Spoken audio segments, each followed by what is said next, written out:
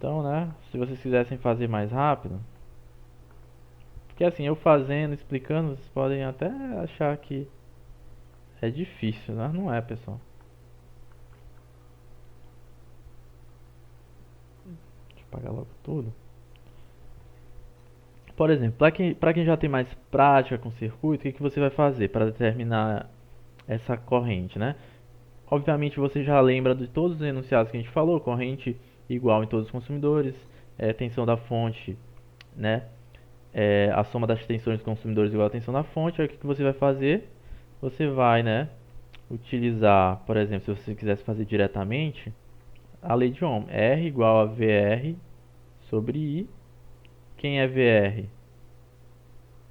Igual a 12 menos 0,7, que é igual a 11,3 volts. E é só colocar aqui R, que é 2 ohms, né? Que eu tô fazendo de maneira rápida, viu? Para não se assustem, mas ainda há pouco a gente viu o passo a passo. 2 igual a 11,3 dividido por I. I é igual a 11,3 dividido por 2, que vai dar igual a 5,65 ampere. Então é isso, pessoal. Não gastei nem um minuto para responder essa questão, para vocês verem. Se vocês praticarem, né? Vocês ficam fera, né? Na resolução de circuitos. Não tem para onde correr. Uma questão que é bem simples de resolver, tá? Aí a próxima questão. Essa questão aqui é interessante porque é praticamente a mesma questão que caiu na avaliação 1, né? E mesmo assim muitas pessoas erraram, embora a gente já tenha corrigido, né, pessoal? Com relação ao LED, assinale a alternativa incorreta, né? A gente já resolveu anteriormente, né? Então, o LED emite luz na polarização direta e na polarização inversa. Bom, não tem nem o que falar, né? Essa afirmação está incorreta, né? O LED só emite luz se ele estiver polarizado diretamente, né? Então, essa afirmação e na polarização inversa, ela está incorreta. Ele só emite na polarização direta. Então, né, aquelas aulas é, de lógica, né, que vocês tiveram em sistemas digitais, né? Então você tem aqui uma afirmação e uma negação. No caso da porta ou, o final dele vai ser uma afirmação, né? Logo, essa é a alternativa correta. Incorreta, né?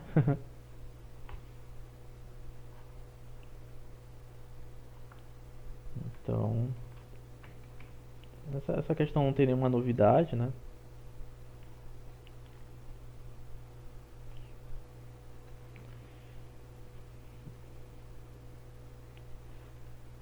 Bom, essa outra questão ela é muito simples, né, pessoal? É, não tem o que dizer. É aquele tipo de questão que tá aí só para vocês tirarem um ponto, né? E para ver quem está realmente estudando, né? Porque é muito simples, né? Aqui é só para você determinar onde está o diodo aqui, né? Esse A aqui, o que que é, pessoal? É um capacitor, né? Capacitor eletrolítico.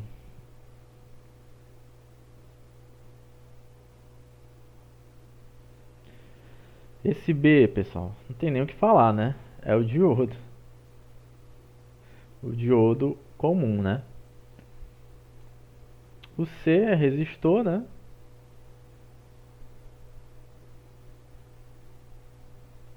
O D.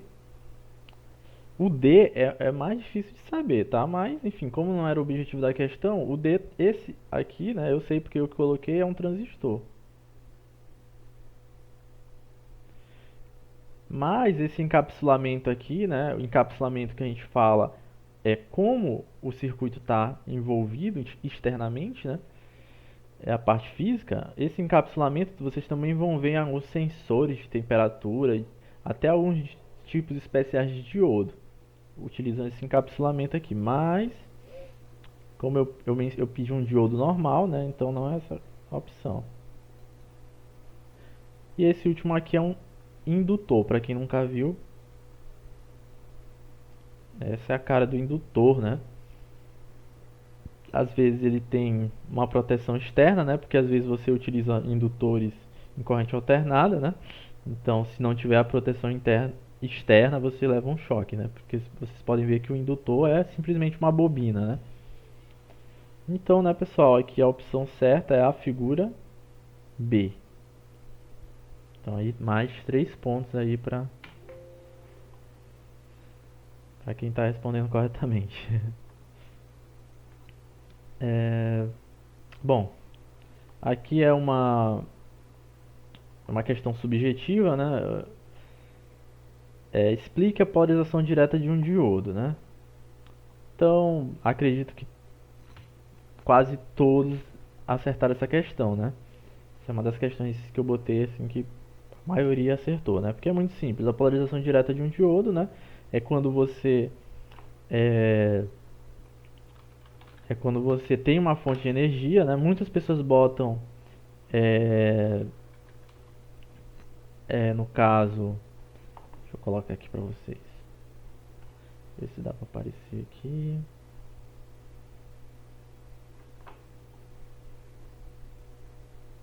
Ó, então a polarização direta acontece quando nós ligamos o positivo de uma fonte ou bateria, né? Muita gente botou só bateria, mas está certo também, com o positivo do diodo, que é o anodo.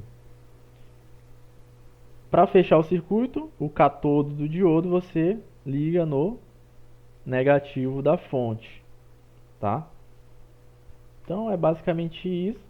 Existem várias formas de explicar a polarização direta, então a maioria acertou todas, né? Eu acho que só quem errou quem não fez mesmo essa parte, né? Mas quem respondeu todos acertaram, praticamente, né? Bom, aqui é uma outra questão de cálculo. Eu acredito que foram só. Eu botei 3 questões de cálculo, né, pessoal? Porque eram 10 questões, né? Mas vamos ver essa questão aqui. Essa questão me deixou um pouco triste com os senhores, porque ela é muito simples, mas muita gente errou, né? Eu não sei porquê, mas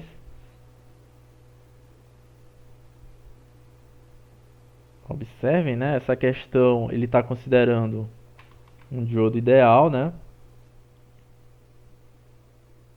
Então isso aqui já ajuda, né? Quando um diodo é ideal, pessoal? Um diodo ideal é aquele modelo, né, ideal de um diodo que não existe na prática, né? É aquele diodo que ele funciona só como chave. Ora ele está fechada,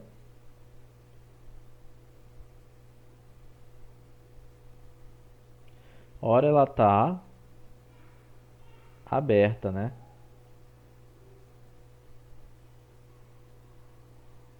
A depender, né, do tipo de polarização, se é direta ou indireta. Aqui no caso, né, nós já temos uma polarização direta, né, porque o positivo está aqui no anodo e o negativo no catodo. Professor, mas o negativo está passando pelos resistores. Não importa, pessoal, porque o que importa de fato é que o negativo do diodo ele está indo para o negativo da fonte. Eles estão ligados, só que entre eles tem outros componentes, mas o retorno, né, a corrente, ela vai fluir do positivo para o negativo até chegar na fonte, tá ok? Então é polarização direta. Se é polarização direta, nós podemos fazer, né, os cálculos corretamente. Diferente do outro cálculo, a gente considerou aqui um VD, né, igual a 0,7 volts. Aqui a gente vai considerar? Quem pode me falar? Pode ser no chat, estão muito calados hoje. Vamos participar um pouco.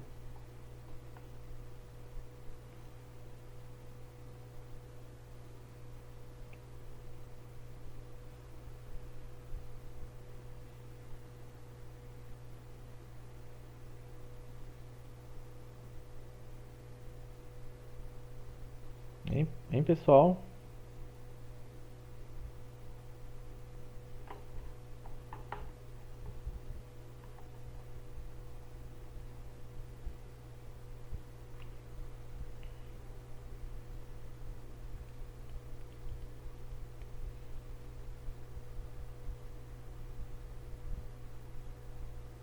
Vamos lá, pessoal, participe. A gente está corrigindo a prova, né? E teve, teve bastante notas baixas, né? Deu 3, não foi, professor? A solução deu 3. Eu acho que sim. Eu não lembro de cabeça, mas é 4. Ah, sim, vai dar 3. 3 amperes. Isso. O resultado é 3, né? Mas a pergunta foi simples, né? Era se aqui, né, vai ter a tensão no diodo. Não, né? A tensão aqui vai ser 0. Essa é a diferença para a questão anterior que a gente resolveu, tá?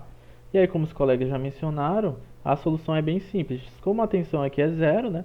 Você só vai considerar a tensão da fonte e as resistências. Se vocês lembram do estudo de resistências, você vai ver que isso aqui é uma resistência em série, não é?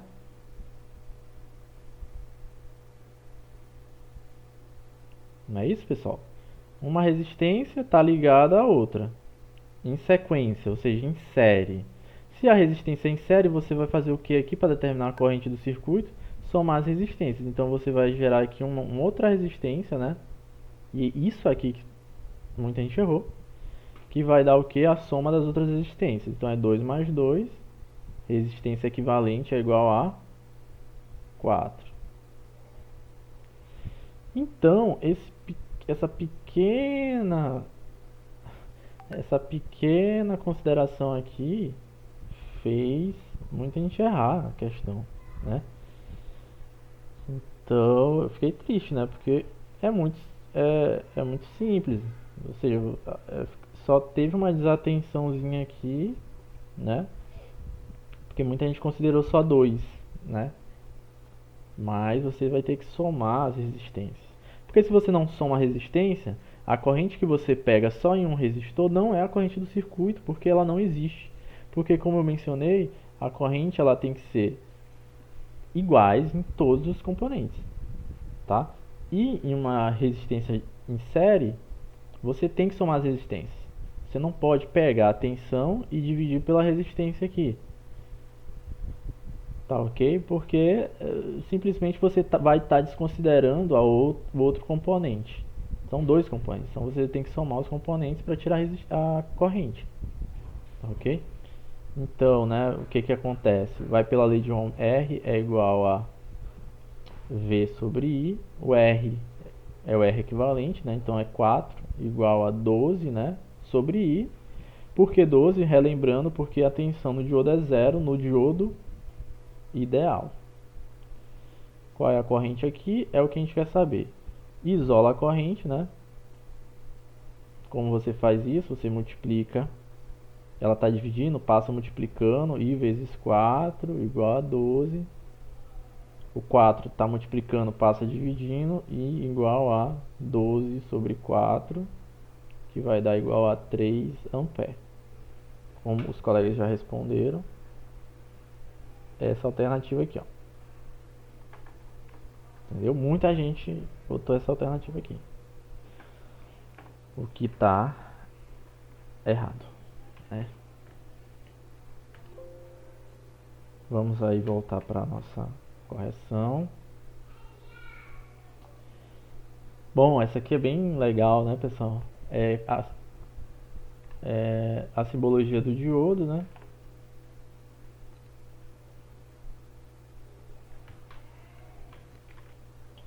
Tem que fazer esses artifícios para poder mostrar para vocês. Bom, isso aqui é muito simples. Simbologia de diodo. Qual a opção certa? Essa aqui não é, né? Essa aqui é um diodo Gente, o tipo de diodo que aparecer e vocês não olharem na aula não é o diodo comum, porque a gente só teve aula de diodo comum e de LED. Então esses aqui, ó, esse aqui é um diodo Schottky, que a gente não estudou, né? E nem iremos, né? Ele é um diodo um pouco especial para nosso estudo, né? Esse outro diodo aqui é um diodo que a gente chama de tiristor, tá? Que é a letra C, ó. Também não interessa a gente. Aí ficou o A, obviamente é um diodo, né? Então esse A tá certo. O D e o E. O D, isso aqui foi uma questão mesmo só de observação, né? Observem que o D, a seta está saindo do diodo e o E, a seta está entrando. Isso significa que o LED, né, pessoal, como ele é um emissor de luz, logicamente, intuitivamente, a seta tem que estar saindo, né, do diodo.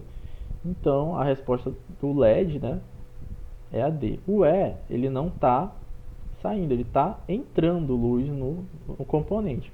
O E é um tipo de componente chamado de LDR, diodo receptor de luz, tá? Em inglês, né? Light Diode Receptor, tá? E o D é o LED. Observem que um recebe, que é o LED, que a gente, um emite luz, que é o que a gente estudou, e um recebe, tá? Então esse aqui tá fora. A e D, A diodo, D LED, é só observar a alternativa correta, que é essa primeira aqui, né? Beleza?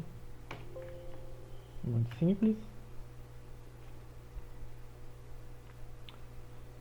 Bom, aqui é o que é um LED, né, pessoal? Isso aí todo mundo acertou também, praticamente. É um diodo emissor de luz, né?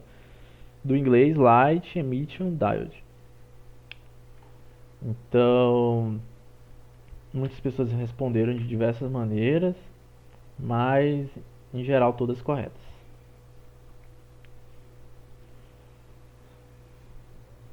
Bom, essa aqui é uma questão de semicondutores, né? A alternativa chave de um semicondutor. Isso aí é só questão de estudar pelos slides ou então, enfim, qualquer outro material de semicondutor. Você vai saber que a característica chave de um semicondutor é alta resistência elétrica? Não. Quem tem alta resistência elétrica são isolantes. São materiais classificados como metais na tabela periódica? Não, né? Eles são semimetais. São, são materiais que são capazes de aumentar a corrente elétrica? Não. São materiais que são capazes de mudar sua condição de isolante para condutor com facilidade? Sim. São materiais cujos elétrons são livres? Não. Não necessariamente, né? Porque você vai ter que ter um incentivo, né? Digamos assim, deles. Bom, são materiais que são capazes de mudar sua condição de isolante para condutor com facilidade, pessoal. É essa característica do semicondutor, né, que está até na própria palavra. Ele é um intermediário de um isolante com um condutor. Só que para isso você vai ter que polarizar ele, né? No caso do diodo a gente polariza diretamente e ele funciona como um condutor. Se não polarizar, ele não funciona como condutor. Simples assim, né? Então, os semicondutores, a característica chave para nós utilizarmos a eletrônica é que ele possui uma condição especial de isolante e condutor ao mesmo tempo, tá? Ele muda essa condição. Se vocês perceberem, é essa característica que é tão interessante para nós, porque uma hora ele é isolante, outra hora ele é condutor, e quem determina isso somos nós, né, utilizando a polarização. Essa é a ideia da eletrônica, né? A gente manipular o nosso circuito, ok? Então, por isso que o semicondutor é uma peça-chave da eletrônica. Bom, essa aqui é muito simples, nós temos a letra A e a B, e é para a gente determinar o tipo de material semicondutor que cada componente é. Quem estudou pelos slides, né, pessoal, sabe que que a letra A é um material tipo P e a letra B é um material tipo N, né? O tipo P porque ele tem um excesso de lacunas ao invés de elétrons, Já o material tipo N tem um excesso de elétrons no lugar de lacunas. E a junção desses dois materiais, a gente tem aquele semicondutor de junção PN, né? Que é o diodo, né? Na maior parte das vezes. Então, a alternativa certa é essa terceira aqui. O A é o tipo P e o B é o tipo N. Ok? E vamos aqui para a última questão da nossa correção aqui.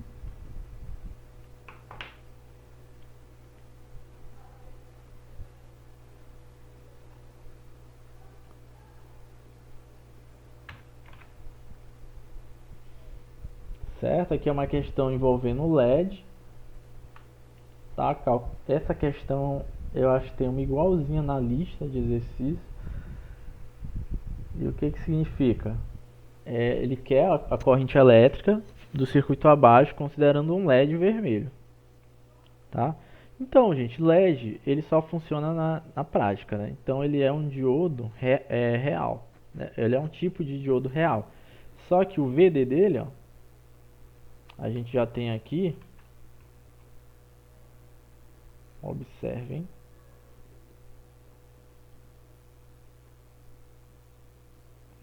é 1,8 volts, tá?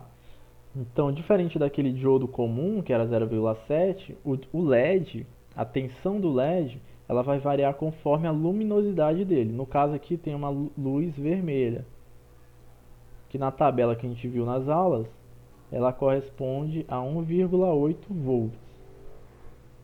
Então esse LED nesse ponto aqui, ele consome 1,8 volts do circuito. Bom, aqui a gente vai fazer da mesma forma que a gente fez aquele exercício do LED do diodo real. Primeiro a gente vai achar a tensão no resistor. Quem seria a tensão no resistor? A gente obtém, né, 9 volts, que é a tensão da fonte, igual a VR mais VD. Isso aqui vai dar o quê?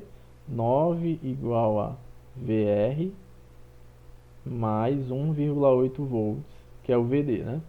Tá bem aqui em cima. Isolo VR de um lado, vai ser igual a 9 menos 1,8, que vai dar o quê? 8,2 ampere, ou 2,8 volts, né?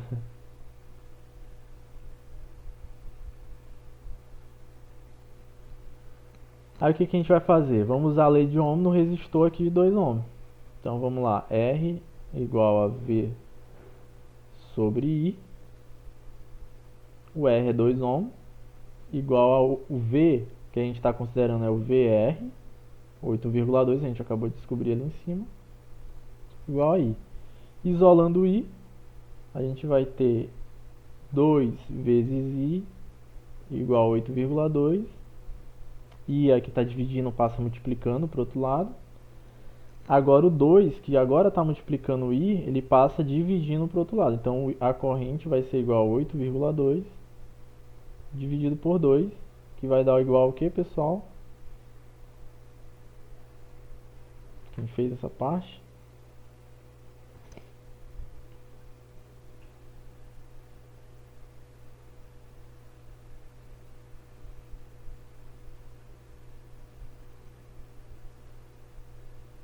Engraçado, né?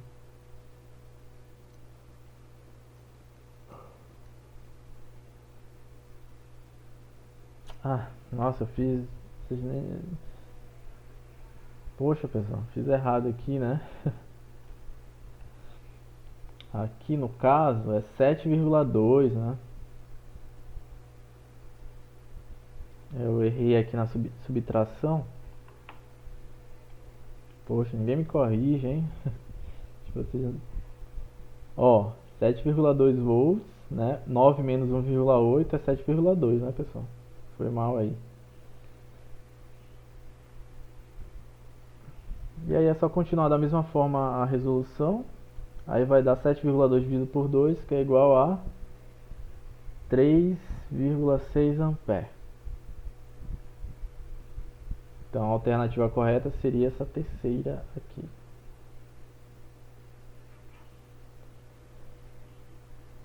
Bom, pessoal, essa foi a resolução da V3.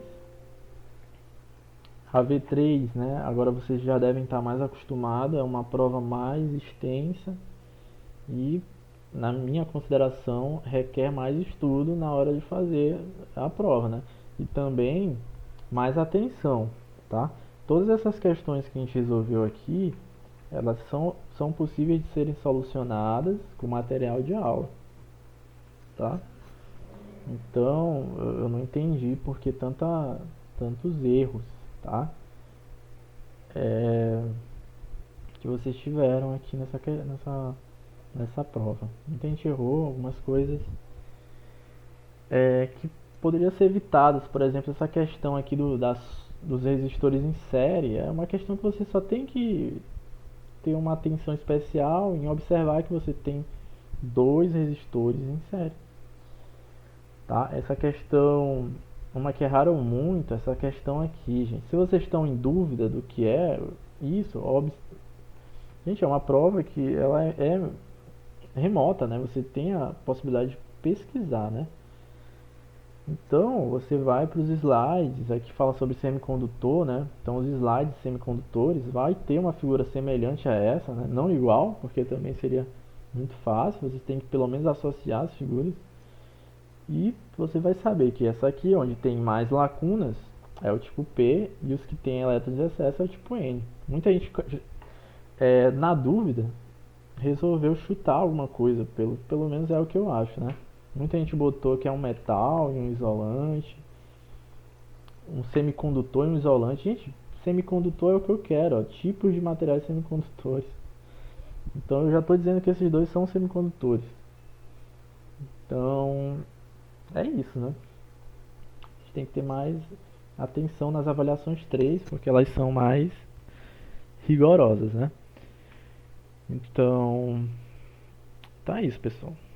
Alguma dúvida ainda com relação à prova? Alguma crítica, contribuição, sugestão para próximas provas? Se vocês acharam que não foi muito legal, podem falar se vocês tiverem.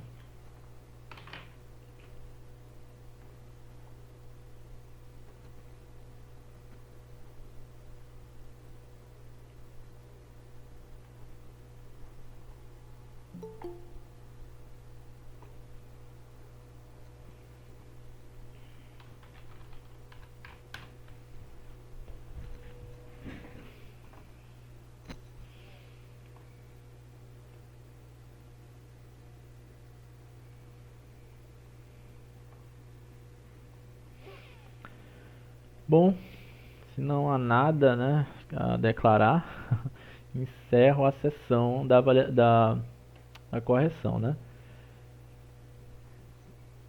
Bom, acho que não vai dar muito tempo, né? A gente só tem mais 10 minutos, mas pra, pra não dizer que a aula foi só revisão, né? Vamos relembrar algumas coisas da última aula. Na última aula a gente viu, né, pessoal, sinal senoidal, né? Corrente alternada, sinal senoidal, porque a gente vai ver circuitos retificados na próxima aula, né? Que é amanhã. Então a gente parou num exemplo prático, né? De sinais senoidais, né? Então eu estou utilizando essa plataforma aqui que é o Tinkercad, né?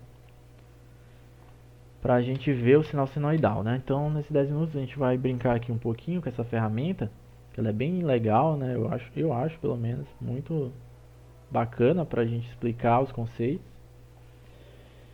Então, se a gente tivesse na prática, né, pessoal, lá no Fab Lab, a gente teria um gerador de funções, né, que é esse cara aqui na esquerda, desculpa, e um osciloscópio, que é esse cara aqui na direita, né? Então, o gerador de função a gente consegue determinar o que a gente quer na frequência e amplitude. Eu vou colocar aqui a amplitude máxima que ele pode, que eu acho que é 10 volts, e a função aqui, ó, tem seno, quadrado e triângulo. O que a gente estava estudando era o seno, né? Vamos colocar aqui só para a gente lembrar algumas coisas.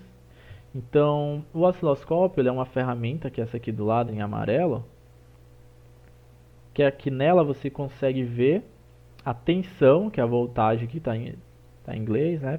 Pelo tempo, que é o time, né? Então você consegue verificar o sinal elétrico que está sendo oriundo aqui do gerador de funções. Então, como a gente está estudando sinais senoidais, eu vou configurar aqui o gerador de função. Ó, observem aqui o bloquinho que abriu.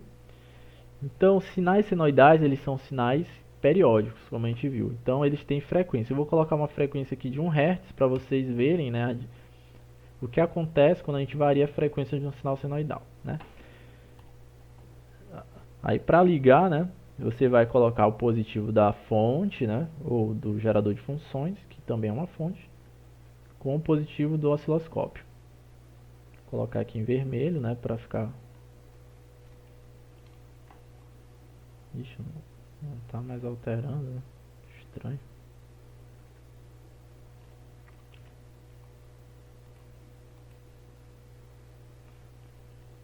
Antigamente parecia alguma coisa aqui.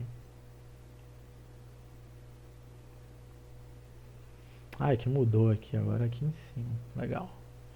Então eu vou colocar aqui as cores para ficarem mais didáticos para vocês verem. Então, ó, por isso que eu gosto muito dessa ferramenta. A gente já começa a fazer algumas práticas, né, remotas, digamos assim. Então, eu já consegui ligar aqui os componentes, né, que é o osciloscópio com a fonte.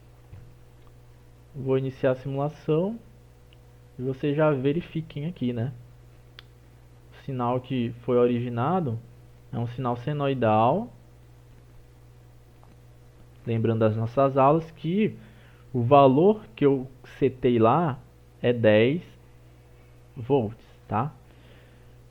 Então, esse valor de 10 volts é aquele valor que a gente viu que era o valor eficaz, tá? Tudo isso a gente vai tentar relembrar na próxima aula. O valor eficaz é um valor que ele é meio intermediário entre o valor de pico, ou seja, não é o valor de pico, é o valor eficaz, né? E se vocês repararem, nós temos aqui 20 volts, mas o professor colocou 10 volts. Por que 20 volts? Porque esse valor de 20 volts é o valor eficaz, né? A soma dos valores eficazes, né? Então, no caso aqui você tem 10 para cima e 10 para baixo. Então você vai ter aqui uma escala aqui de 20 volts nesses quadrinhos aqui, ó. Onde cada um desse quadradinho aqui, ó, vai ser 5 volts. Então você tem 5, 5, a soma dele dá 10, que não está no pico, né, pessoal? Está aqui nesse valor intermediário que é o valor eficaz. Mesma coisa para baixo, né? Mas o que interessa aqui é que vocês observem que a frequência que eu coloquei do sinal foi 1 Hz.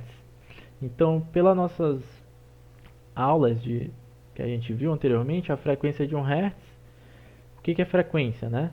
Deixa eu tentar colocar aqui. Infelizmente eu não estou conseguindo desenhar no próprio aplicativo, né? Mas vamos aqui para o slide.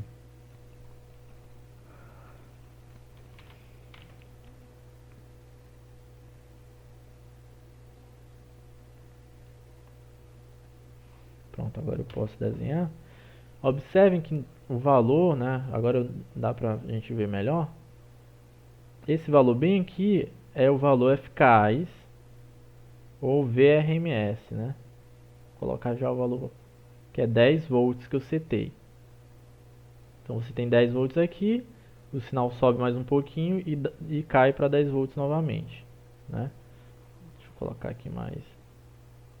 Então aqui eu vou colocar para vocês verem como a simulação de fato, né, simula o circuito, né? Então você tem 10 volts, a gente já estudou o valor RMS, né?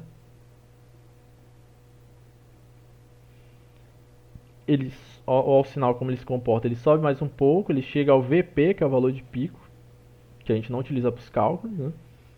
E desce novamente. Se vocês repararem, isso aqui é um sinal que se repete, né? E eu coloquei a frequência como sendo 1 Hz. O que significa isso? Significa que essa figura aqui, ó, que desce, sobe, o que vai acontecer depois de um segundo aqui que está aqui embaixo, né? ela vai se repetir, ela vai descer novamente, subir, mas o que interessa é que nesse momento eu peguei exatamente uma figura do sinal elétrico. E essa uma figura ocorre exatamente em um segundo, que é o período. Então, eu botei a frequência de 1 Hz justamente para vocês verificarem que em 1 Hz esse sinal senoidal acontece em um segundo, porque a fórmula da frequência é igual a 1 sobre t. Se a frequência é 1, quem vai ser t? Vai ser o próprio 1, né, também, ó. Observe, 1, que a frequência é igual a 1 sobre período. Vou isolar o período para o outro lado, ele passa multiplicando, né? Todo número multiplicado por 1, né, que vai ser o que vai acontecer, é o próprio número, né? Então, t vai ser igual a 1 segundo. Então, você tem a frequência de 1 Hz e o período de 1 segundo na prática. Observem que o que eu falei, o que de fato aconteceu. Aconteceu que o sinal senoidal aconteceu em 1 segundo na frequência de 1 Hz. Tá? Essa é a forma mais simples de a gente explicar, né, da forma de 1 Hz, né? Aí o que acontece se eu aumentar aqui a frequência? Ó, observem aqui. Vou colocar a frequência para 2 Hz aqui, ó, variando aqui no botão. Aqui, 2.02 Hz, né? Quase 2 Hz. Observem o que aconteceu aqui de interessante.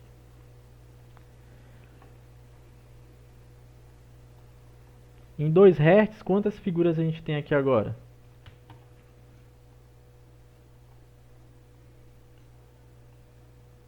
Quem se arrisca?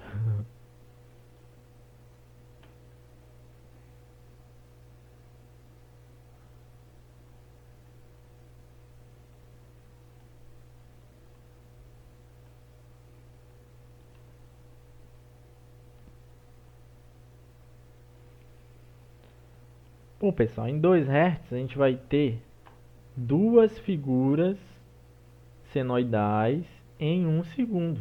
Então, é isso que serve a questão da frequência. Quantas figuras aqui senoidais você tem em 1 segundo? Então, quando eu estava em 1 Hz, você tinha 1. Quando estava em 2, você tinha duas figuras. Quando está, sei lá, vamos lá, um valor muito grande, 870 Hz, observem quantas figuras vocês vão ter aqui. Não sei nem se ele é capaz de simular. Nossa, simulou já. Deu uma travada, mas é um valor muito grande, né, para simular. Enfim, são várias figuras em um segundo.